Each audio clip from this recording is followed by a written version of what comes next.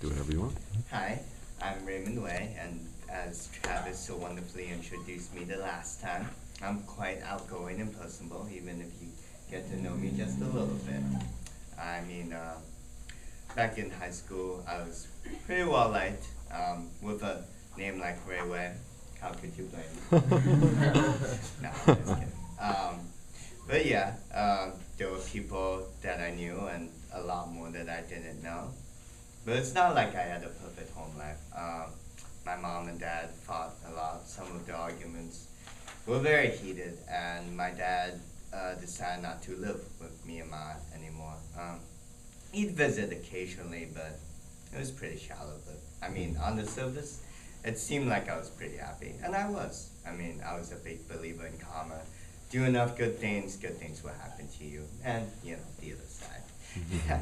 But yeah, and there was that, and TV, and the computer. So I was pretty well occupied, and I knew my mom like really cared for me, and she took good care of me too. Um, I was kind of spontaneous and outgoing in high school. I did a lot of crazy stuff, not necessarily drugs or alcohol, but I'd lie to the teachers about where I was going, go to another class, make jokes, disrupt the class for as long as I could until I got kicked out. So, and there was singing karaoke, the American Idol, William Hung, that whole thing. I did that in front of most of the high school as well. So, I also worked my way into running the school store for my community service hours, because in high school they make you do community service. So I also cut some deals there. Saved myself some candy. But in the end, I realized that life is more about pleasure seeking and success seeking, because on May 15th, 2008, my mom died of breast cancer. And so that left me increasingly bitter and distraught, and I really didn't know what to do. And what's worse is that my dad, well, because my mom never signed a will, my dad would get all my mom's inheritance, even the right to say whether she'd get cremated or not. And so that also meant I would have to confront my dad basically about everything. And here I was thinking my mom was finally gonna divorce my dad. I had good friends, pretty good life. School was going well.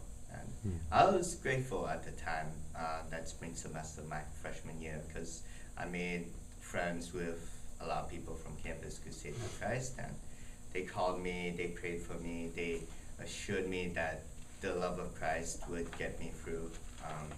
But I mean, I didn't know what to think of God at that moment, but it was still comforting. And actually, the Bible study I was in, the people there, they came up to see me at my home in Ashland, Massachusetts.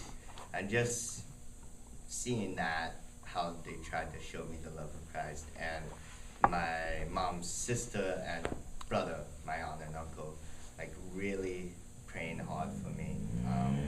The day I was talking to my dad, and so I told him how much he hurt us, how it was not okay, how Ma deserved way better. And something amazing happened. He actually cried and hugged me and said, "I'm sorry, please forgive me. I pray that God will forgive me." And I don't know what came over me, but I decided to let go of hatred because it's unhealthy. And so I told him, "I forgive you. I'm sure God will forgive you." And that's the start of my summer. Then the rest of the summer, I was left to run around, clean up the house so that it looks presentable for sales, financial, personal, spiritual stuff.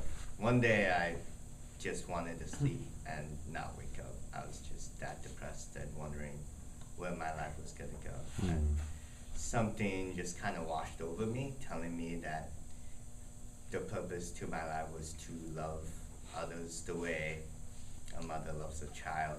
And the way that my friends told me Christ loves all of us. So even if you're not a believer in God, I just want to let you know that He is, I believe, truly believe that He's out there and He will save. Thank you.